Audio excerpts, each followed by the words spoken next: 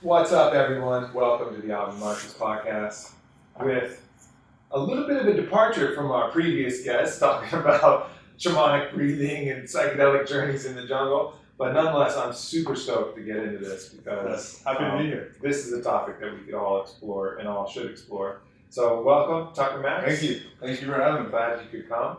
And so, before we get started here, a lot of people know you, of course, from your previous works. Right. And so a lot of people are probably tuning in like, what the fuck is Tucker Max doing on the podcast? Are they going to tell old stories about, And that's definitely not that. And we'll get into this book. But, tell us a little bit about that, what started your literary career. Obviously, 2 million copies sold. Wildly successful. 3, actually, across all my books. 3 million copies sold. But don't shortchange me, dude. I got a fragile ego. I need every piece of credit that I've earned. It's 1 million books. I mean, that's legit. Like, it's a big check. It's 1 million books, for sure. But it was certainly controversial and certainly created a bit of steam. Right. And so, kind of tell us a little bit about that process. Then we'll get into this. I mean, basically, man, it started after law school. My buddies and I, there was like 8 of us that always hung out. We all went to different cities, and I went to South Florida, which is like the cultural wasteland of America. It was the worst, and I hated it. And so Except if you live in South Florida. We love South Florida. No. You can love I can't stand it. Okay, never mind. So we're setting the tone. We're keeping it 100 here. Yes, exactly. And, well, South Florida's great for like a week, 2 weeks. And then after 2 weeks, you're like, oh my God, everyone's on coke. This is terrible. And then if you don't do coke, it's like, oh, what am I doing here? Right. Which I don't, so I hated it. And so Cuban coffee being the surrogate for coke. Exactly. Like. And so of course I did what any 25-year-old guy does when he is faced with a situation he hates. I got really drunk and buried my sadness in the vagina. Yes, I remember those years. So I would go home in the morning, and I hated my job too. I was working for my family, which my dad eventually fired me from the family business because I did a shitty job. And I got fired. I know we've talked about this. Yeah, crazy. right. And so we're both drinking, burying ourselves in vagina, and getting fired by our family. Yes, exactly. It's a great lineup. Yes. There. Yeah. And the perfect storm. So I would. The only thing I really look forward to in my life was sending emails to my friends about the funny stuff I would do with like girls or whatever, right? Like I got drunk and threw up on myself and whatever. And so I would write a story, an email, and send it to my friends, and they would laugh, and it's like hilarious, and it became this like whole thing. And then eventually they started forwarding these emails to like their friends at the firms they worked at or whatever. And then how like this is 2001, 2002. So this is before MySpace or Facebook or anything like that. So this is like back when email chains and email forwards were like a thing. And so I eventually started getting my stories forwarded to me from like other social circles, like would have like all these headers, and one of my friends like from high school would be like, dude, did you read this funny story about this drunk guy who threw up on himself? And I'm like, asshole, scroll down on the bottom, look at the original name on the email. I wrote that story, right? Yeah. And so then after my dad fired me from the family business, I had already been fired as a lawyer. Which lasted 3 weeks, and then my parents, my dad fired me from the family business after like 6 months. So it was like, all right, well, what do you do? And so one of my friends called me, and he's like, dude, you're not good at what you trained for, but these emails are the funniest thing I've ever read. You need to do this. And so I tried to get published, rejected 100%. Every literary agency, every agent, every publisher. So I put my stuff up on the internet for free. And this is like before this was a thing. Before the word blog existed, I did this. Like I had to learn HTML because it was that or GeoCities, right? And so put it up, and then nothing happened for about 3 months. And then this girl who I wrote a story about, who was old Miss Vermont, she sued me, and then it blew up. So you used her actual name in the story? She's the only person whose actual name I've ever used in stories. I use like fake names for everybody else because I want to live my life in public. It's fine. They don't choose to, so I don't do that. But she's a public figure. She was 2-time Miss Vermont. She was in Miss USA pageant, Miss America pageant, right? Sure. And her whole thing was, you have to have a platform when you're in pageants, right? Yeah. Her whole thing was chastity and sobriety. Not getting fucked. Right. Got it. So I'm not even exaggerating. I met her at the athletic club, Boca Raton, 6 p.m. on like a Thursday night. And by 11, we were drunk fucking in the back of her Ford Explorer. And so then, like, whatever, this happens, not a big deal. And so we hook up for a month and blah, blah, blah. It's like those politicians that rail against homosexuality. Right, and they're getting their dick sucked by the pages. Yeah, right, of course. By the intern. And so then I just wrote a story because she kind of ended I kind of broke up with her, whatever, but she really ended the relationship when she shot up a gun target and then put it on my windshield of my car. And then wrote this really weird, like the note was passive aggressive, the gun target was aggressive, right? Yeah. But the note was like, you know, oh, we had such a good time for 3 weeks. I don't know what happened. It was this weird thing. So I wrote this whole story about it, and I used her real name because she was a public figure. And then she sued me, and it became this big First Amendment case. And from there, book deals and. You know, So she did you the biggest favor in the world. It was the best thing that could have ever happened to me. Interesting. Yeah. So then the rest of the books are just stories of Dude, shit that happened, funny stuff. All I did is I wrote down the shit that we all do in our 20s and early 30s. And Sort of down. why do people get so mad? Because I tell the truth and most people live a lie. Right. That's it. They just don't want to acknowledge that that's what's well, there's a going couple on. different types of anger. Like generally what I find, man, is when someone gets really angry at something else that has nothing to do with them, then it's always about that person, right? So like if I took a shit on your lawn and you got mad at me, that makes sense. I took a shit on your lawn. That's fucking terrible, right? But like if you've never met me and I've never had an interaction with you and you just hate me because of my books, it's probably because of you. If you don't like the books, that's fine. Sure. But like there's a lot of things I don't like. I don't know, the Rosie O'Donnell show. I don't go around talking bad about her. I just don't watch it. I don't care, right?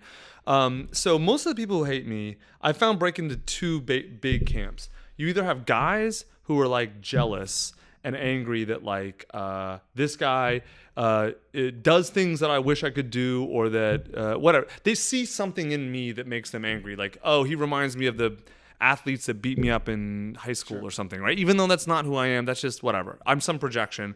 Or you'll see people who like crazy Christians who think I'm anti-God, or crazy gender feminists who think like I hate women, or crazy men's rights people who think that I'm too nice to women. It's like whatever their agenda is, they heap it on me. Sure. Well, that's pretty typical along the way. So in these books, I haven't read any of your older stuff, but I did get to read this new one. So just to kind of clear up on that, one of the distinctions you make in the new book is it's not, and the new book's called Mate, Become the Man Women Want. Mm-hmm. So we've been alluding to that.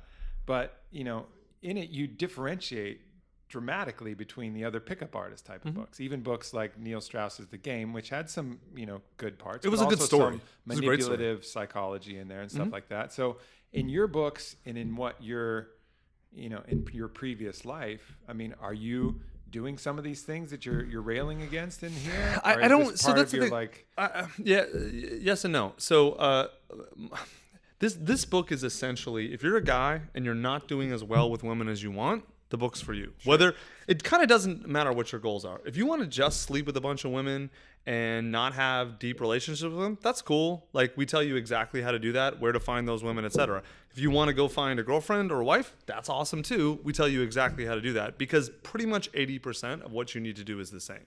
Yeah. Being attractive to women on a foundational level is the same regardless of the goal. And then we talk about, okay, if you have different goals, how do you then adjust beyond that foundation? Yeah, it's very practical in that way. Would you say that your morality around that has changed? You know, like basically, or is it just you had a wilder period, like you said, you were unhappy, or I don't think. How does that go? Because no, I like, dude, I personally did shit in my 20s. It was kind of fucked up, some of it, right? Like, no doubt. Like, and I wrote all of the worst stuff I did in my stories because that's generally the funniest stuff, right? And so the book's not about validating that or denying that. That's just a fact of my life, right? I did some good things, I did some bad things. This book is how to get yourself into the position where you can have the relationships you want with the women you want, right? Sure. And if there's a moral position in the book, it's that, I'll tell you what the main moral position in the book is. I think the underlying subtext of almost all sex and dating advice right now is man versus woman, like the battle of the sexes. Mm-hmm. We're the opposite. We're saying that all relationships should be win-win. So if you want to just have physical interactions with women, nothing else, that's cool. Find women who want the same thing, and then they're going to get what they want too. You want a wife? Great. Find a woman who's also looking for a husband who finds you attractive. You guys get the same thing. And I could, you know, right from the start of the book, your dedication is to your son, and I'm assuming Dr. Miller, His daughter, right? And right from there, it sets the tone. Like, this is not a book of with this kind of predatory, vampiric mindset that a lot of this pickup opposite. artist community has. This is a book about being a better person and creating a fulfilling relationship and situation, and you get that. Right across from the start. And I think that's something that's cool. And I think all of these people who know you from your past works or have just heard things, like I had just heard, I had what the public, says about the Tucker images, Max, and then I had all of these friends that I know, mutual friends, that are like, no, Tucker's fucking awesome. And I was like, all right, cool, I'll meet somebody who's awesome. And then so that's going to merge. But I think this book is going to be huge for that, because this book really just plays it straight, and it's definitely to the mutual benefit of both people, creating the kind of people capable of having a sustainable, positive relationship, whatever term that might be. Honestly, man, the way I think of the book is like, Dr. Miller and I wrote the book that we wished existed when we were 16, that would explain this is what women want, this is why they want it, because there's a logic to it that guys don't understand, but it makes perfect sense if you understand human evolution and human biology. It all makes sense. Here's exactly how to exhibit those traits, and then here's how to apply this to your dating life. Yeah. And it's not like every piece of knowledge is in there, but it lays out a roadmap and a way to understand the universe, No doubt. That universe, right? This would have been huge for me because I was a successful athlete. I was, smart, but I did not get a single girl that I actually liked until I was like 23. Like, not a single one. I was completely over. I would have girls, but they would be the ones, and I didn't figure this out, right? Yeah. I would get the girl that I wasn't really that interested in. I would be focused on this one, right, and just repel the shit out of her. And I have and this other one who was super into you, and you're like, whatever. Yeah. And then you just took her as like second place. Right, but it ended up being good relationships or whatever, but it was never the one that I was targeting. And I have my own theory about that, and it actually plays with some of what you're talking about. And I was creating these unicorns in my mind, right? Yeah. And the unicorn is this mythical creature, right? I was making these women into mythical creatures, and my approach to them was treating them as if they're this mythical, magical creature. And they looked at me like, this dude's fucking crazy. I'm not a mythical, magical creature. I'm just me. I'm a woman. I'm a woman. I'm a person. I don't want this psychopath that thinks I have. You were totally fart rainbows. You were objectifying them, but in a good way. Like, right. Good way meaning like you weren't looking at them like pieces of meat. You were just putting them on such a pedestal, and no one wants to be like that. Yeah. You want to be worshipped if you're a god, not a person. Yeah, and you want people to just see you as you really are. Whether that's you're a celebrity or whether you're a hot girl or whether you're just a normal person. Like, if someone sees you differently than you are, you're just going to want to stay away. And I think that's a big problem. I remember, like, I would just smile at them like a fool for constantly. I wasn't happy then. I wasn't it wasn't genuine, so like, no wonder I didn't get a single girl I liked until finally I figured it out. It was like, oh, I mean, girls like me when I'm just normal, when I treat them like I would treat every other human being on the planet. That's what girls mean when they say, why won't you just act normal? Guys don't understand what that means. What women are saying is either stop putting me on a pedestal or stop being creepy. And guys will be creepy by like, they'll be staring at a woman and then like across the room, and then she'll look over and they'll look away, right? That codes in the mammalian brain is predator. Like, that's sort of evasive, like, looking, right? So if you want to stare at a girl, stare at her, and she looks over and just smile and wave, and then go back to what you're doing, right? Then she's like, okay, he's a normal person who engaged me. That's not creepy, right? Mm-hmm. Exactly. You either worship them or you come off like a predator. Or you're terrified of them. Right. Which is the other. Right. And they're actually very similar. Terrified and worship is a way to objectify so that you don't have to engage the real person because they seem too big or too much. Right. Mm-hmm. And, one of the things, when you're around people you're comfortable with, that's when you're funny and when you're witty and when you fuck around and you make jokes and like. And you're 10 times more attractive. Yeah, exactly. And that's what is attractive. But when you build these things up, that's when it gets into issues. And I think, so, one of the things, being honest, that's in your first principle. Yeah. And I think that immediately right there differentiates you from most of the pickup artist community. Pretty much all of it. Because that's where shit gets squirrely. It becomes, again, this predatory thing where it's the male as the hunter. We're trying to hunt this trophy. And that's when the you way get they talk. I know. And that's the way a lot of guys talk. It's like, and that's really a lot about ego based. This is about patting yourself on the back and and Look at how amazing I am. I have these trophies. Right. It's like, let me into your field of flowers, and I'm gonna fucking pick a shitload of them and put them on a vase in my Field of flowers. and put them on a vase in my kitchen. And then you're gonna have less flowers. Because you're social. Right. In this social group, you will already have been to, and it's this fucked up paradigm of like, don't do that to people. Like, if she lets you in, be fucking grateful and plant more flowers than you fucking took. Don't be a burglar or a vandal or like come into this game fence and get because some guys think it's a antlers. battle. Like, it's a battle of the sexes. I have to have sex with her. I have to beat her. I have to win. Like, that was the big shift for me when I realized, hold on, if I actually engage women as humans and I make them feel good and I connect with them, I can have sex quicker. I can have more of it, and it's better. Well, why the fuck would I not be doing this all the time? Right. But it took me like a decade or more to learn that. I think you see it in a lot of people. I see it all the time. They'll have sex with somebody once. The guy will have sex with a girl once, and then they'll be done. Right.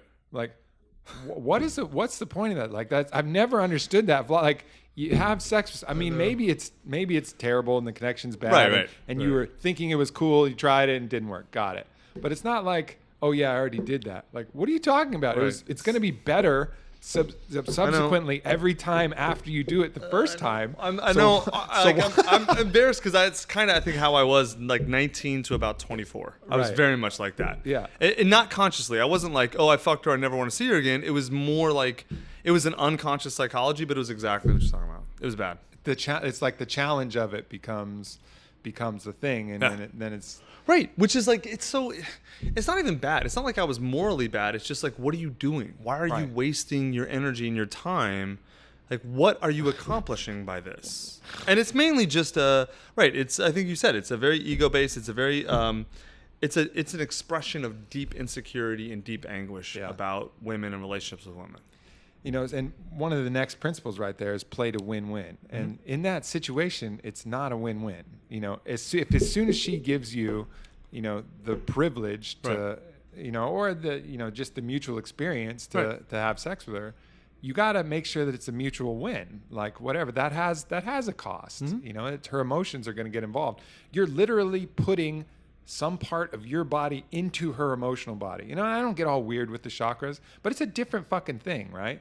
I mean, let's say all of the mystics around the world say your emotional body is in your stomach. It's in your guts, right? You feel it in your guts. It's the euphemism that everybody uses all the time. Like, and you're actually putting your dick in there. So it's going to have an emotional reaction. And then if you just bounce and just like, yeah, see ya, thanks, it's going to leave like some scar tissue there. It's like, it's going to create an issue, whereas it's totally unnecessary to do it that way. Like, create a situation where you're providing something, whether that's kindness or some laughter or just a friendship or just be fucking cool. Well, yes, but the way I look at it is like, if that's what you want, if you have decided as a guy you're in the this emotional space where you just want physical connection short term and nothing else, okay, that's fine. Find women who also want that.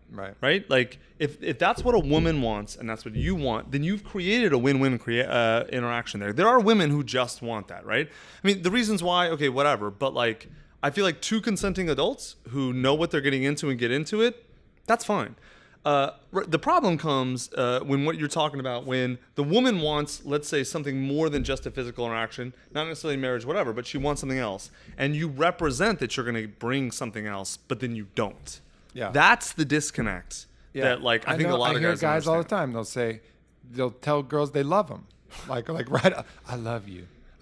Like all of this bullshit, to try and make this thing happen. Right. Because they think that they have to manipulate and play women to get them to have sex with them, which, God, I think I was about 24 when I made this switch. I'm less emotionally mature than you, so I was 24, 25. It took me longer than you.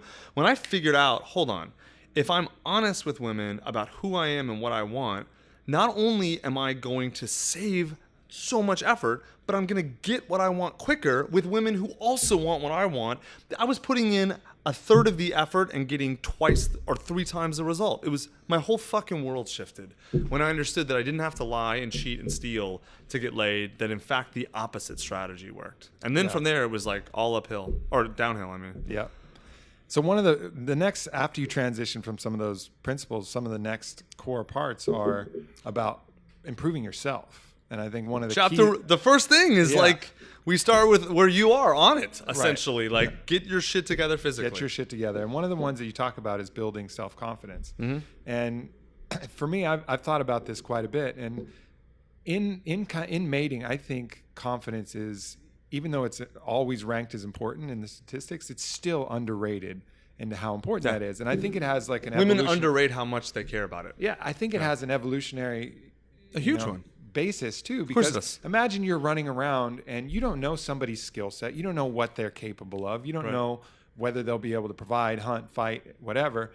What you have to go on is their confidence. Their subjective belief of it. Is their belief in it. And so I think humans have very acute belief detectors. It's called the sociometer theory. Yeah, it's called a sociometer. You're exactly right in the literature. Cool. Yeah, I didn't know it was. I didn't know it was called that. No, humans are very good at belief that. detection is one of these senses that we have that is people don't talk about nearly enough. It happens with fighters where they'll square each other off, and it's really at that point. You know, it's there's belief great studies detection. about that. Do you know the guys who smile in fights? Like you can if you bet against the guy who smiles in a square off, you're like 75% odds. No, because smiling is for humans, smiling is a form of submission. So you see two guys square off, the guy who smiles almost always, unless it's like Unless the it's only that cocky right, ass that, like the grin that's Eminem like, smile in the "I got battle you, rap in like 8 motherfucker." Mile. That's more a smirk. That's a Right. smirk. Like, all right, this guy's trying to punk me. That's fine. I got you. But like a smile Right. is like It's trying to make it friendly. right. yeah. Well, even if you're trying to project that you're laughing at them, it's a deep expression of insecurity, of fear. And even if the outward face doesn't come, there's like a fucking sense, and girls can sniff it. You can guys see Ronda. sniff I'll it. tell you who's great at it is Ronda Rousey. Yeah. Like her face-offs, you can tell. If you don't know anything about fighting, you're like, she's gonna destroy this person. She's gonna destroy this. You know she's got that belief, but that belief I talk about in the chapter. So guys always ask, how do I become confident? Right? There is essentially no shortcut other than being good at what it is you want to be confident about. Competency. Yes, exactly right. You must be competent to be confident. Yeah, and that's always the criticism. I talk a lot about belief. Is like, well, what if I believed I could beat Mike Tyson? Does that mean I could beat? Like, no, because first of all, you could never fucking believe that because it's not like something you turn on in your head. Not Like, even ayahuasca will help you with that. No, there's like only truly being an insane person. You know, Right, insanity will. Insanity could get you to Yes. believe that, and Then you get trucked. yeah, you get trucked, Right. right? But otherwise, you would have had to put in the time, the labor, the fights, the sparring, the pro contests that would actually get you to believe No, that. our brains- And then even still, you're going up against Tyson's belief system, which is going to be, I'm going actually- to fucking roll this guy. And then you're also going up against his actual competency His too. actual But competency, that's yeah. the thing is that people don't understand. Everyone thinks the only part of your brain that really matters is your sort of forebrain, your rational conscious brain. It's usually actually the least important in terms of confidence. It's actually your unconscious that determines how confident you are. You can think you're confident if you don't unconsciously, subjectively believe you have the skills, you don't have real confidence. It's fake confidence. Yeah. You actually nailed it. You can see the fighter. You can see, man. You can see it on stage. You can ask them all day long, and they'll swear and they'll pass a lie detector that they believe that they can beat this guy. But you can see unconsciously they know they can't. yeah, and that kind of square off, that's what happens when you go talk to a girl. You know, when There's- you're out there talking to a girl or a guy's talking to, vice versa, there's this belief detection. If you don't moment. believe you're good enough for her, she can smell it and read it, and desperation is like the least attractive shit on earth. Yeah. Exactly. Yeah. And that's a large part of what's going on. And that's why you'll see these inherent, mismatches where you're like, how did this person? Well, it's just belief. Belief is overriding what other things you might think. The dude are brought there. something to the table. Yeah. But then he also calibrated that competency with his confidence. Yeah. Yeah, absolutely. No doubt. Yeah. For sure. So, all right. So developing a better human, being just better yourself. And you go through all of those different things from physical health, mental health, intelligence, willpower, agreeableness, assertiveness. Mm-hmm. So just this kind of general guidebook of what's attractive to women. And then going on to in step 3, all of the different ways that you signal You show your traits. So Yeah, you show the your first traits. part or first part is traits. Like like physical. I mean, a lot of guys don't understand. Like they'll come to us and they'll think they have problems with women, and they'll like start talking about their problems. And it's clear. It's like, hold on, you're 40 pounds overweight. You don't shower enough. You dress like a fucking slob. You look like shit. You know, like we're gonna list. It's like you don't have a problem with women. You got a fucking problem with your life. Like what? Why would a woman? Well, ask guys. Why would a woman? You know, we have our own podcast. They call in. They leave questions, whatever. And the fundamental question is always, why would a woman be attracted to you? And so many guys are like, oh, I never thought of that. It's like, Right. dude, And they probably don't believe that they're attractive to women either. Like, or they just never fucking thought. Yeah, They're oh. like, oh man, I guess yeah. Like if I'm not attractive to a woman, why would she like me? Like there are a lot of dudes who don't understand that. And then even if they understand that, then it's like, okay, there'll be a lot. The next level is guys who are like, hold on, I have all this stuff going for me and no women like me. It's like, okay, how does a woman know you have all this stuff going for you? And they're like, oh yeah, like guys will like. Really smart guys will like try and go to a bar and like compete with guys like me or you who are super outgoing and social and gregarious. And it's like you can't display your best traits if you don't also compete in a loud, if you don't have those traits as well, Sure. right? To compete in a loud bar environment, right? So it's like you need to go display figure out what your traits are that are appealing to women. And then go display them somewhere that, like, if you're really smart, join like meetups or groups where intelligence is highly valued by women, right? And places you can show your intelligence. Guys never think show about your this best stuff. shit. You know, If find a you're an place where you can amazing do that. athlete, you love working out, you're great at CrossFit, whatever, you should be meeting women at your gym, you know? Like not at, you know, the university library or whatever. Right. Yeah. Put yourself in an advantageous situation. Exactly. Yeah, that's the whole core of the book is here's the things that women care about. Here's how to show women you have these things. Because having it and not being able to show it is almost like not having it. And then not bragging about it. I remember one of Wait, your no. exercises, you were like, No, not take bragging. all your test scores, take all of these Burn 'em. statistics, burn them. Like that, because there's nothing worse than that. No. There's nothing worse than the guy who's over name dropping and talking My about SAT, this. my bank account, my Right. car, my Yeah, friends. yeah. It's like, oh, It's dude, gross. get out of here. It's gross. Well, it's 'cause unattractive. It shows insecurity. And it's unattractive. Right? Most right. Insecurity is extremely unattractive to women, and that's sort of the obvious signaling. Like, look at it where you just tell people, "I got to tell you all about myself." There's very few women that respond to that. If you hang around a champion in any field, you know the last thing they're going to do is tell you you they're the about champ. all Champ their doesn't accolades. You'll Champ just be doesn't have hanging to out. tell you they're the champ. No, they don't. They never do. they're the champ. It does. It could be a fucking ping pong champ, a paintball champ, a basketball fighter. It doesn't matter. Totally true. A champion has that inner belief, so they don't feel the need to just go around and tell people about it. And that's what you need to mimic as well. You have that inside yourself. It's a show, not tell game. Right. You don't have to be the WWF or you know the UFC heavyweight belt holder to feel like a champ. Like that's you have to be good at something. The thing that you care about, that you work on, if you're good at that, you can walk around with the same sort of, not the exact same obviously, but like the same sort of idea and the same sort of self-possession. Yeah. Absolutely. So one of the other things too that I think prevents a lot of people from even going for it is this intense fear of rejection, because they are judging themselves based upon their success and performance in that relationship. And I remember in my own early days, I put intense pressure on my sexual performance. Like so much. And it had the opposite effect. It was horrible. I was like almost incompetent for a couple years. Same you way. know, because I mean, I'm like that in all, I was particularly like that in all aspects, from sports to academics to writing to whatever. And then I translated that to sex, and you're dealing with a very fickle piece of equipment. You know, like it doesn't go well It's to not a light switch. heady thoughts, you know, No, like it's not a light you switch. can't just power through. Like this is a game of like, it's more like surfing, you know, like you over paddle, you're going to nosedive the fucking board and shit's going to get squirrely. So I like mind fucked myself into almost incompetence for like 2 years in my early 20s. And it's just this crazy thing. And I actually hear that from a lot of guys all the time, like issues that they have just because they're putting so much pressure on themselves. They're worried about results. They Yeah. were like it's more about identity. So like there's a great saying, my editor, not for this book, but one of my old books, I was talking to him about like, oh, gonna hit the bestseller list, blah, blah, blah, blah. And he said, Tucker, stop. He said, if you stare at the target, you'll hit it and you get the trophy. But if you stare at the trophy, you'll miss the target and you get nothing. And it was like, ugh, that he was so right. And I think like that's sort of like the way we frame it here is like, if you put so much pressure on yourself to accomplish something, then you get in your own head about the actual action, right? Mm-hmm. And then because what you're doing is you're ascribing your identity to a result.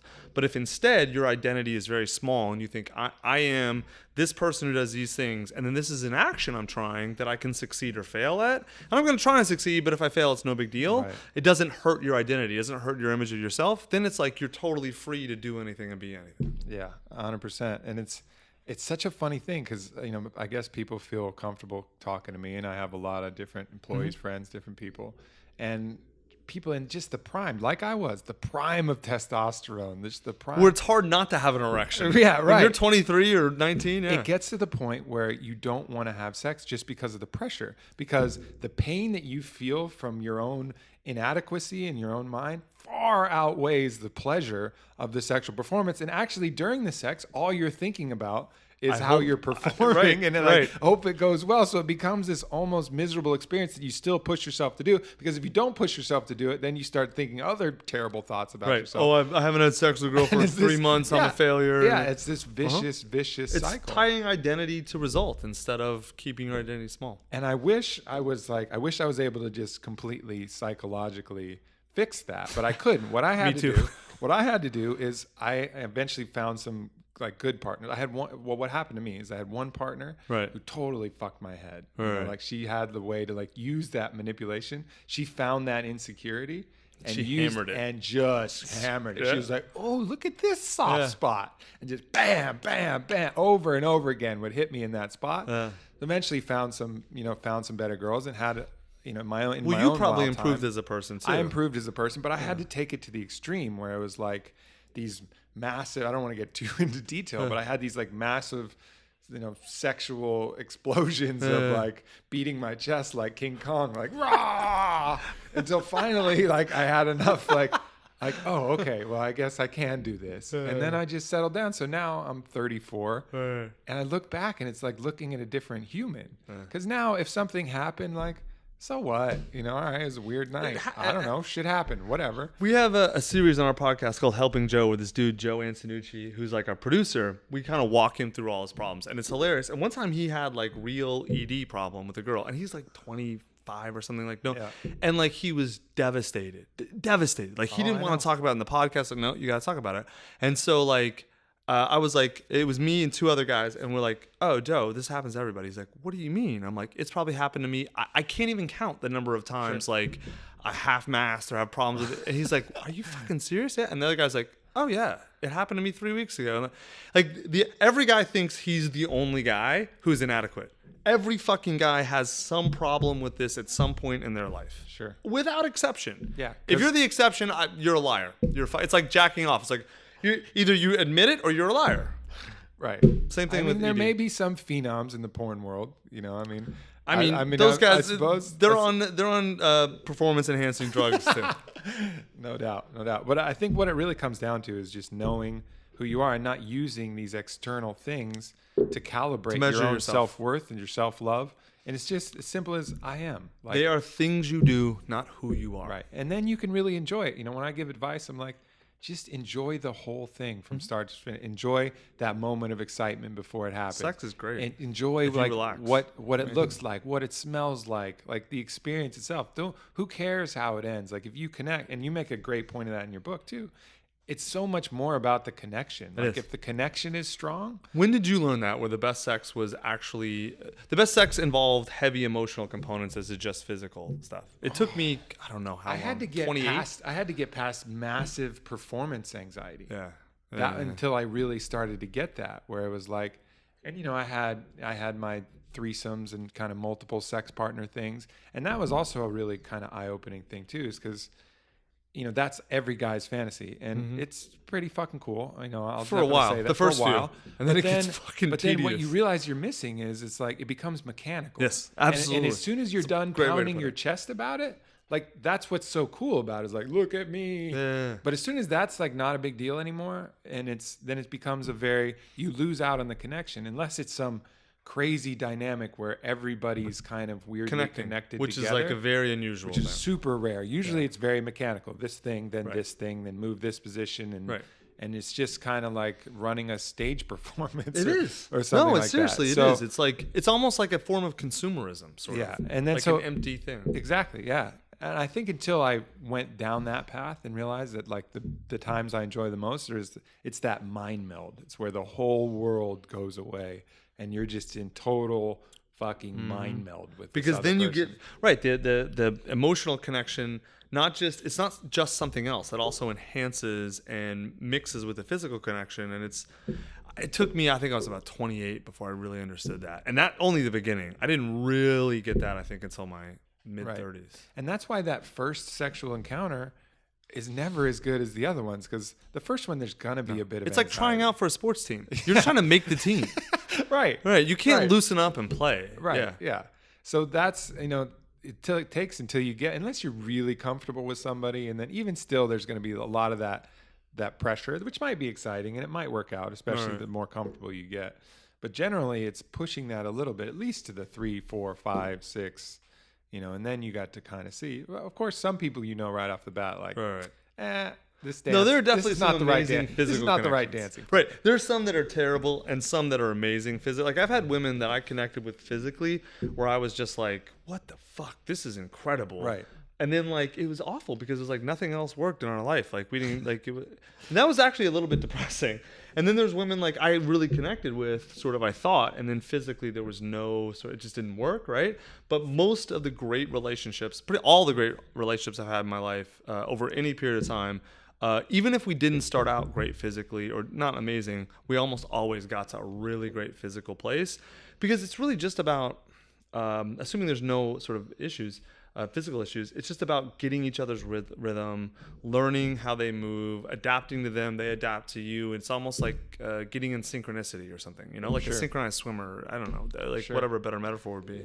Yeah, it's a dance, really. Dance is a better metaphor, yeah. Exactly. That's, There you go. and some people you just click with, and some people you're always kind of a little off rhythm. But if you kept dancing with them, that would definitely improve. So then one thing, I've kind of talked about it a little bit on my podcast, and it's something that you didn't really go into too much is, what do you think about the paradigm, the monogamy paradigm as, for family structure and everything in general? No, we we tried to avoid in this book we didn't avoid controversial stuff. We tried to avoid anything that wasn't super fundamental, right? Just Right. because there's not a book that is the fundamentals for guys. And this is it, the for sure. fundamentals, right? No doubt. That stuff is super important, but it's sort of like the next step. Like this book is not how do you be in a relationship with a woman, it's how do you get into the relationship. Well, because if you can't get in one, then the rest You can't of the be in stuff one. is Exactly. superfluous Right. anyways. That's actually a super good question. I don't know, man. Like I know we're both friends with like Dr. Chris Ryan is, and there's a lot of people who I think are making a lot of good arguments and creating sort of they're helping to shine light on entirely different alternative ways to organize relationships, families, etc. I don't feel like I know enough to know. I don't have a super informed opinion. I do know this. Paired off couples, if you're with the right person, it works really, really well. If you're not with the right person, there's almost nothing that can make it work. I do know, I have a son now. Dude, 2 people raising a fucking kid by themselves this is not how we were designed, man. We moved her mom, my wife's mom, to Austin to help us because it's amazing. Children should be raised by parents, yes, but also an extended family, right? I agree with that. I'm a big believer in the extended family only if the dynamics are sort of emotionally healthy. If they're toxic, I don't believe, I'm not one of those blood conquers all. No, if you have shitty parents, I don't have good relationships with my parents because they're not super good people. Her parents her dad's dead, but her mom's a pretty good person. So we have a great family dynamic. I think it depends on the people. It's not like family's always right or whatever's I always think it's right. more important to have the family you choose, rather than the family that's connected by blood.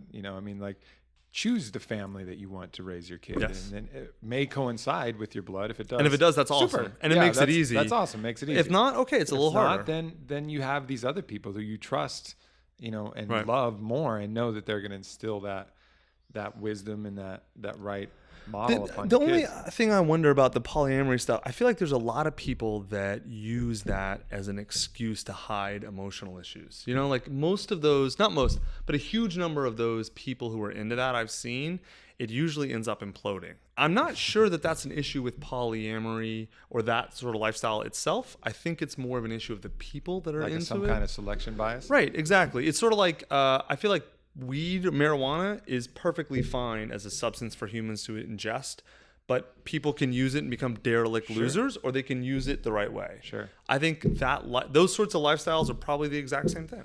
The thing that as me and Whitney experiment with our own way, it's Right. we're not. I don't think any label makes sense. But what we basically decided is let's come up with an agreement as if we were starting from scratch, right? And there was no societal pressure and no norms that we had to uphold, and no theological ideals that have come down through the ages and laws that canonize those and support it. Like, let's come up with an agreement of what makes sense. Does it make sense for either one of us to be the police of each other's pleasure? Right. Do I get mad if you eat at this restaurant and not my home cooking? Right. No, I don't. Would I get mad if my friend, got sexual pleasure from something, my very best friend? No. So the basis of our agreement came as a basis of altruism. Like, both of us meeting each other with altruism, genuinely wanting the best for the other person, Right. and then sorting it out. And I think that's in any relationship, for whether it's just a short term, long term, like, set an agreement. We actually wrote ours down. Like, this is our agreement. So it's clear. So we understand like what makes sense.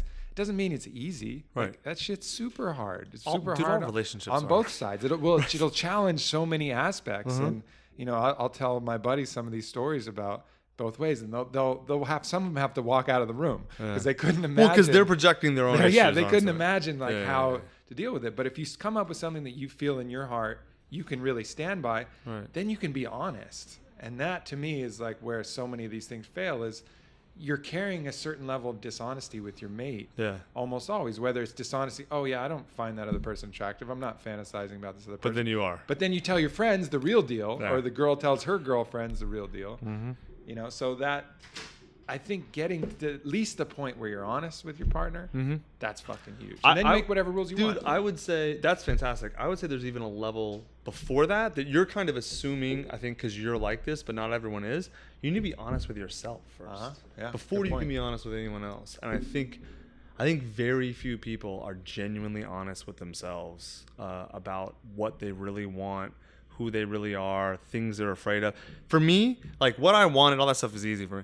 The hard thing for me was like understanding what I was really afraid of and what really threatened me on a deep level. Super hard. And it wasn't like I wasn't consciously lying to myself. It's like, it's hard to fucking know these things sometimes, man. Sometimes it's sort of like you don't know the metal of steel until you test it sometimes. Oh, you know? 100%. Well, in this relationship, and I've already shared some personal shit, so might as well keep going. Right. So I'm a very competitive person, right? Right. So when Whitney would be talking to somebody who I know I just had fucking aces on them, Right. every corner. Oh, what's that you? Okay, yeah, I got aces. Oh, what's that, a jack? Okay, yeah, I got aces.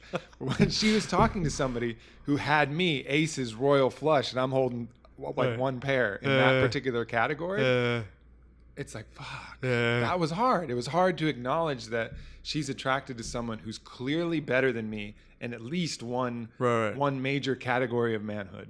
Then you're getting to the identity issues we talked about earlier, though. And then you start this kind of weird comparison Uh-huh. thing and all of these things until finally you just have to work that out of your system and say, yeah, cool, good for her. She gets to have that experience. She has this experience, and I'm not trying to play this crazy comparison game. The way, right? Yeah, I think you identified the right way to deal with that is like people that fail in those situations are ones who won't acknowledge that they have that, whatever, the insecurity, the fear, whatever. Like if you acknowledge it to yourself first, like, okay, I'm feeling inadequate, insecure, sad, whatever, afraid, then you can like, it doesn't go away, but you can like understand, okay, that's what I'm feeling. It's there. It just is part, okay, it's there. And then you can kind of let it have its say, I guess, so to speak. Yeah. And then it's like, it doesn't go away, but it kind of sits over to the side. It's like, okay.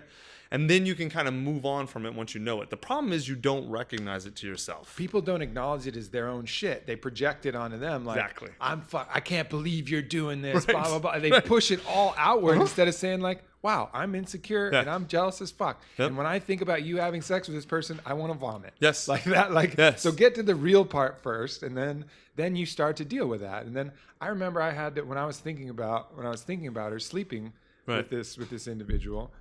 Every time I would think about a new way that it might happen, Right. I would You want get puke. angry again, I would right? Or get puke, yeah. I would like, and so I had to take it to the point where I started fantasizing the most crazy scenario. I was Yeah. like, if I'm going to be terrified Exposure therapy. of this, exposure therapy, I have to think about the very worst Right. case scenario. Let's bring it all up Like and address it. something beyond even anything I've ever seen in the darkest porn that I've ever, Oh, I can that think I've of some ever terrible shit, ashamedly right. watched, right? Right. And it got to the point where it was You like almost tough started for a laughing while. at I it, was yeah. laughing. Yeah, of I was course. like, there's no way Right. that could possibly be A happening. midget shitting on her chest, like Yeah, you know, like yeah, oh, like bringing what in is the- this? Right? Like it's like It was ridiculous. like yeah. Beecher's madhouse of sex that was going on. And so you know, there's all of these different tests, and I felt like for me, one of the great things about this for me is it was really tempering of my own shit, because I talk a lot about consciousness, but then when it came down to some of the core stuff, these insecurities came out. I mean, I was acting That's like 100% every normal. human in the fucking world. It's- All of these real things came up. It's how you deal with it, not Yeah. do you have the emotion. Right. Uh, And I think so much jealousy and insecurity is this viper in relationships constantly, you know, and this is our agreement puts that to the forefront. Like we really have to deal with it on a major level. But I think everybody has to deal with that viper at some point and realize how much of that shit is on yourself and not on your partner. we all have our own mountain to climb, right? Yeah. It doesn't make sense. Like I had a hard life in certain ways. Compared to some people, it's like a joke. Compared to other people, it's like the hardest thing ever. There's no reason to think of it that way. You have your mountain to climb in your battle, but yeah, that's everyone does, and you guys do that. That's the right way, man. You bring it up, and it took me. If you figure this out on your own, God bless you, because I had to spend a lot of money in therapy and a lot of time meditating on all this shit. And I'm not super good at doing it. I kind of have a good idea of where the path is. Now I'm just sort of walking it a little bit and not even doing a good job. But like, that's the big thing, I think. The big realization is I have these emotions. They're real. I need to acknowledge them, address them, understand they're not going away, and then stop projecting them onto other people and deal with them myself. A lot of times people don't take that moment to realize what their shit is and where the other person's shit goes. And so you get a lot of these. Dude, I still Get a don't. lot of these fights. Almost Oh, it's every super argument I hard. have with my wife, comes down to something like that. Like that's the meta-analysis is what you just said. Yeah. And then everything else is details. Yeah, no doubt.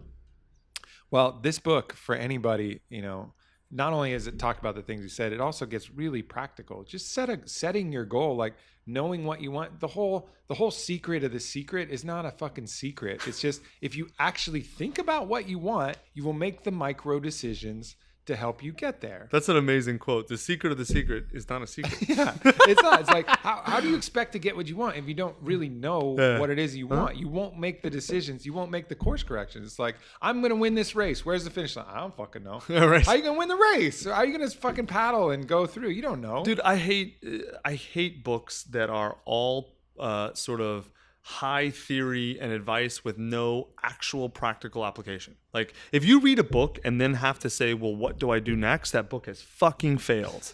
And so this book, like, that's why I think Dr. Miller, like, so this book heavily, we have 30,000 words of fucking footnotes. I mean, this is crazy. Every sentence almost. This is a cutting edge research, cutting edge science, but it's not just high-minded science theory. It's like, okay, the last third of the book is here's exactly what to do. Here's how you make these changes to yourself. Here's how you figure out what you need to change. Here's how you change it. Here's how you meet women. Here's where to go. Here's what to say. Even choosing the city. I really Literally, love that part. mating markets. We have a whole chapter on mating markets. Most people never think about, like, just think of it this way. If you're in a bar with 5 women and 10 guys, do you think that's a good odds for you? Maybe for you, but for most guys? Yeah, you know, right. Well, I got aces. So, I got a couple aces up there. But I got a couple twos. Even there in that as well bar, that I you're found thinking, out. all right, man, I got fucking, there's 5 guys are going to lose tonight. And so it's like, you understand it's totally reversed. If there's 5 dudes and 10 women. Sure. Then it's like, oh yeah, I Yeah, can let yeah, them yeah. come to me now. Like, Yeah. it's a whole different thing. Well, that exists on a neighborhood, social group, city basis too. We explain, it's called a mating market. And we explain that to guys. Most people never think about this. We explain sort of exactly just everything. Like, how do you create your plan? Like, literally, you said it, your mating plan. First, you have to identify what you want, then how to get it. Then we literally show you the exact steps. How do you build the right habits? Like, literally, what do you do in the morning? What do you do? How do you do it? All those things in a very specific, actionable way for guys, because I think most, especially younger guys, and I say this as I used to be a younger guy, are really fucking stupid and really inexperienced in life, and they don't know how to connect dots. I learned how to start connecting dots in my 30s.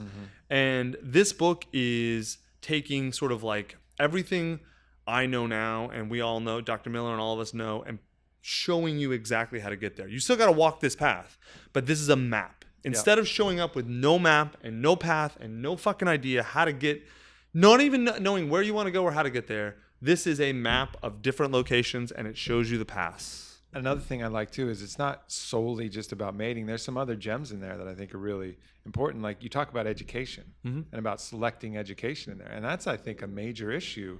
You know, if you're in that demographic, like, why are you going to this college? Why are you going to this law school? There are Like, reasons what to are go to your college, but most people don't think about them. Yeah, it's just this momentum thing. Yes. And heavy And expectations. heavy parental pressure, because parents are terrified that you're going to be the kid that when their people in their peer group ask them, like, oh, what's Johnny doing? Right. Well, you know, he's just kind of sorting it out in LA. You nailed it. Most kids never understand. Like, even if your parents are good people and they really do care the best about you, they're still social human beings who operate in a social context.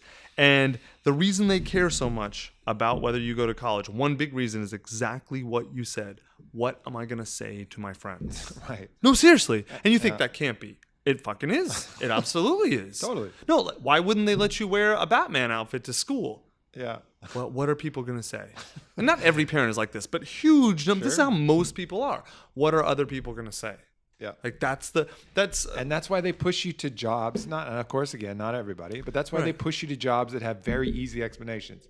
Doctor, lawyer, finance, or a company. dentist, Oh, Goldman banker. Sachs, or UBS, or and they'll look one good in these front of things. their friends. Yeah, I want to look good in front of my yeah, friends. UBS, good. I keep my money there. That's excellent. I'm glad Right. Johnny's there. Oh, he's a Yeah. banker. That's Yeah. so stable. Yo, maybe someday he'll be in my wealth management team. You know, like whatever fucking bullshit that is. You know, I think Robert Greene describes them as they're counterforces. And I think adequately assessing your path, your plan, like what do you want?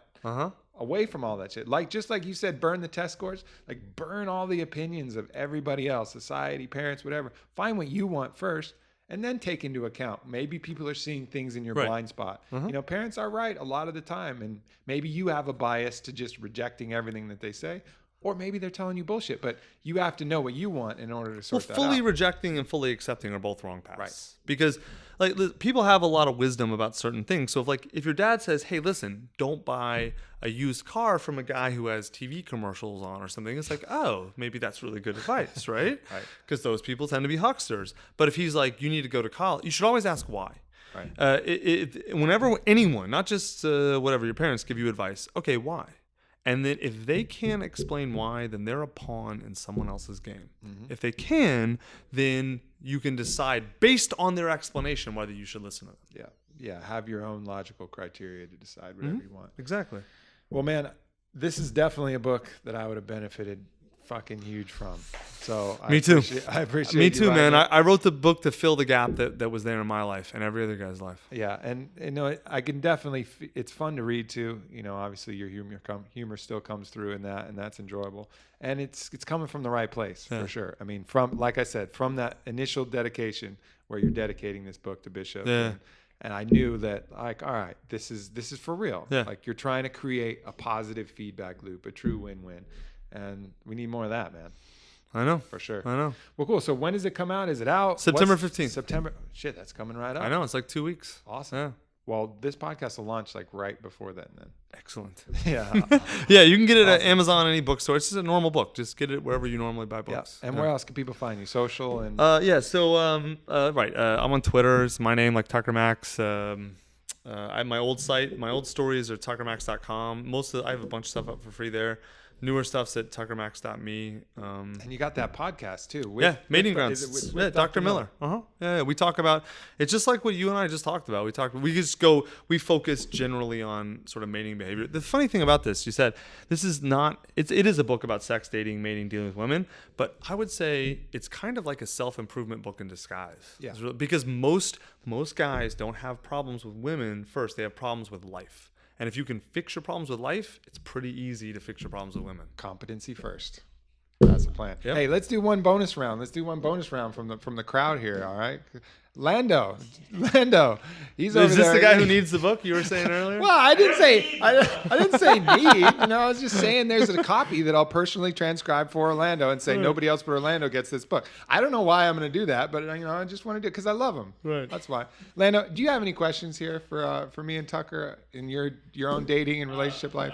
In listening in, I would say I think problems are with the technology of dating these days, and it's not a lot of people like me. I work a lot. I do a lot of other things.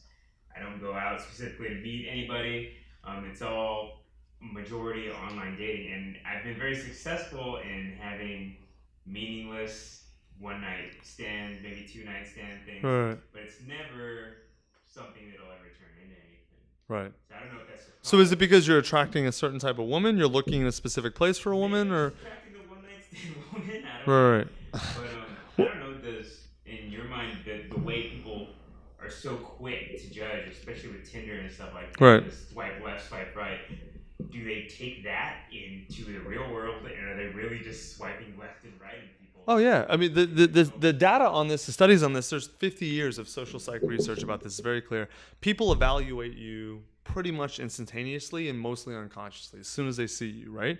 We explain this very deeply in the book. We talk explain signaling theory and all this stuff. But basically, people immediately judge you on what you look like, how you dress, all those sorts of things. And what's crazy is most of their judgments are usually really pretty accurate. Most people are like, oh, you don't know me. It's like, right, but I can look at you and tell 50 things about you without actually knowing you. And it's very rare that the perception is not the reality, right? But which is sort of a different thing. If you're on Tinder looking for a wife, that's tough, right? So you got to understand is like most of the girls that are on Tinder and active are probably in the stage of their life where they're looking for relatively short-term things. So that's what you're putting yourself in that stream, right? If you are looking for a longer-term thing, then you need to signal slightly different things in a different way to a different group of women, right? The type of women looking for like boyfriends don't usually go on short-term mating type things. Even if it's just like an app, they're going to be using, let's say, Hinge instead of Tinder, right? Because Hinge is more relationship-based. Or if it's just on like basic online dating, they're going to be maybe more Match than OkCupid or something like that, right? That's a big thing. It's about choosing the right technology to Choosing the right mating match market. up with your mating goals. Exactly. What do you do if you have an adaptive personality? It's like, okay, I'll go into a date thinking, Well, hold on. What do you want? I don't know what I really want. Well, there we go. That's There the you go. problem. We're talking about an adaptive person. So if I go into a date, it's like, oh, this girl, she seems like, oh, she have all the same interests and everything. It looks like we would probably be something more long term. But then you go into the date, she starts saying some things you don't really like. And it's like, oh, yeah, you start adapting to it. You're just like, oh, yeah, that's okay. You know, she hates cats, but that's all right. She'll get over it. So you're a cat dude. Well, you're gonna be single for a little. You got bigger problems. No, seriously though, dude. If you don't know what you want, how do you expect anyone else to? There you go. I really think that's probably the crux of it. It's just being clear about what exactly you're looking for. So, like, be your own. There's a famous story from the classical literature called Pygmalion. And Pygmalion was this sculptor who created his perfect woman and then asked the gods to bring it into real life. Like, you got to be doing that in your head. Like, what is this perfect thing that I want? And, make allowances. We're not playing perfect games. These are humans. These are Right. humans. But like, at least know what the ideal An is. avatar in your head of what Exactly. your match looks like. But first off, dude, you need to decide: am I in the phase of my life where I want that? If you don't, it's cool, man. It's short-term shit is totally cool if that's what you want. Just know what you want and then own it, and then go to the places and the streams that those women are in, and then interact with them that way. And if you want to switch streams, switch. I think maybe reverse, actually. I think I want like a real relationship. Right. Just based on the outside pressures of seeing all my other friends, everybody around, my coworkers all getting married, and Right. children no longer wanting to. That's not a reason to do it, though. Anymore. And I kind of feel like, wait, I'm 31, being 32 is like, am I? Yeah, but unless your heart wants it, like unless you really want it, you're gonna have mixed feelings about it. So you're not gonna create that. No, you have to like unify your objective with all aspects of yourself, so that's a singular focus. Because if you have a distracted focus, it's like paddling a fucking canoe one way and the other way. Like you're off sync. You're gonna do circles. You're never gonna which get is what he's doing. the destination. Right. You're going in circles. Dude, don't think age is not a problem. Guys get better. We tend to get better. We probably peak, all things considered, we peak somewhere between 35 and 40. Physically, financially, emotionally, whatever. Like I'm gonna turn 40 in like 3 weeks, right? I didn't meet my wife now until I was 37. I didn't start getting my shit together till about 34 ish. And maybe people would say maybe it was later than that. But like don't worry about like I have to do this because everyone else is. Aubrey actually said it earlier. He's like, figure out what you want, what really means something to you, and then go that path, even if it's not the path everyone else is going. It's okay. There are other people going all the paths you want to go. There are people going those paths. Just because the people around you are going path X doesn't mean you have to take path X. You can take path Y. You just have to find people on path Y, even if they're not around you. And same applies with women. No doubt. Brandon, you're not going to escape this. I know you're happily committed in a partnership, but maybe from your younger days, come at us with something here. I think everyone's figuring out what they want, but at least, I'm 31 also, and at least it's easier to be yourself when you're 31 than you are in your 20s. Yes. At least you're comfortable. Yeah. You can still play it day by day, but you can. You got more data. You got more data about who you are, for sure. A lot more. How long have you been dating your girlfriend? 3 years. 3 years? So you guys serious? Engaged? Not quite, but we're doing good. Do you want to get married, or she does, or what? We're both figuring out that together, and like I said, it's a conversation that we're having. Perfect answers. No, those are evasive answers. They're perfectly evasive. That's what they are. So what are the what are the decision points? What are the decision points? Like what matters to you that hasn't been answered? What matters to her that hasn't been answered? Well, I mean, it's. Oh man, these are here. You have to go home and answer somebody with your answer. I don't. That's a good point. Well, we're not gonna follow him home and talk to his girl. Just keep honest with each other and know what she's wanting and know how I feel about that, and it's a day by day thing. What took you to the point where, like, before you had this girlfriend, like, what were some of the things that you encountered that were really challenging for you? Like in my 20s? Mm-hmm. In your 20s. Everyone has a relationship that they want to end, and it doesn't end right away, so it's kind of drags along. Yeah, relationships that you should end, but you don't get out of. I think that's a big one for people, because there's tons of people who just, and I think one of the things my dad told me really early on, which I really appreciated, because he said, Aubrey, you have a right to your own happiness. Mm-hmm. Like, and it's not only, and I, in my own philosophy, I've taken that further. It's impossible to please somebody else if you're not happy, because you will resent them. Like, if you're not happy yourself, you will resent them from preventing you from happiness.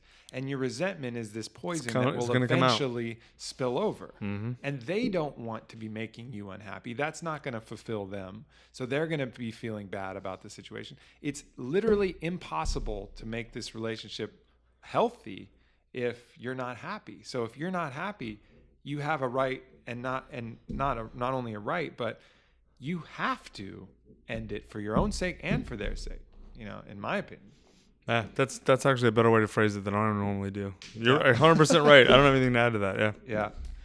Well, beautiful, man. This is fucking awesome. Fantastic. I wish we had a whole big crowd. We could do Right, we could exactly. do like a whole audience questions. Dude, we do Q&A on our podcast. That's awesome. Q&A Wow. is it's great because then you can really dig in real time and people can see. Oh yeah, they answer the questions in their own head and shit. It works well. Yeah. Awesome. Well, everybody, please, if you're interested in this, definitely pick up the book. Is there going to be what do girls do? What do women do who Buy this actually this kind of same thing? Right. So this from book is their written for perspective? men because I think there's a lot of stuff out there for women. Not all of it's good, but there's a lot. And there's almost Is there nothing. anything good? I'm not sure. I don't read the stuff written for women. I don't know. I wouldn't feel qualified to answer. Because I know like all of the magazines. Anytime I ever look at those them, are they're giving nonsense. horrendous Nonsense. advice. No, all the nonsense. shows that I see. Horrendous advice. There's horrendous advice everywhere for both sides. Yes, absolutely. I think there's very little for guys, and the stuff that's out there is like pickup artist or manosphere stuff, which is just, for the most part, total nonsense. If you're a woman, you could read the book and you'll probably learn a lot. The best thing you can do with this book is give it to men in your life that you care about who are not doing well with women. Yeah. This is the way you can help them. Your platonic dudes. Don't give it to your boyfriend. Well, brothers, cousins, friends, whatever, right? Because the thing is, so many women, like, they'll say things, they'll give good advice, but they don't say shit in the way that guys understand and hear it. Like, when a woman says just be normal, a guy doesn't know what that means. Like we said earlier, we translate those things to male in the book. So like a lot women, we've had so far the reaction from guys has been like kind of all over the place. Some guys are like, this is the greatest thing ever. Some guys are like, fuck you, I hate you. And then, like everything in between, right? Almost uniformly, women are like, this is fucking amazing. You guys have totally nailed it. This is exactly what I think. This is why I think this. This is what I want guys to act like. This is what I'm attracted to, which to me is like, I was worried that we would like do a book that women didn't connect with or didn't see. And then it's like, how much credibility do we really have, right? Even though it's good in my life, if women can't read it and see it and be like, yes, this is right. So far, it's been off the charts from women, which is like, I think it's, I don't know. We'll see, man. I think this can change. I know our podcast has changed a lot of guys' lives. Yeah.